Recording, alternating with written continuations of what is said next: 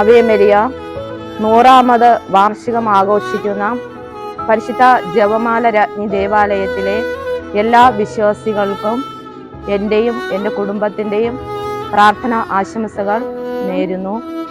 ജന്മപാപമില്ലാതെ ഉത്ഭവിച്ച ശുദ്ധമറിയമേ, പാപികളുടെ സങ്കേതമേ, ഇതാ നിന്റെ സങ്കേതത്തിൽ ഞങ്ങൾ തേടിയെത്തിയിരിക്കുന്നു. ഞങ്ങളുടെ മേൽ അലിവായിരുന്നു ഞങ്ങൾക്ക് വേണ്ടി നിന്റെ തിരുകുമാരനോട് പ്രാർത്ഥിച്ചു കൊള്ളണമേ. Ave Maria.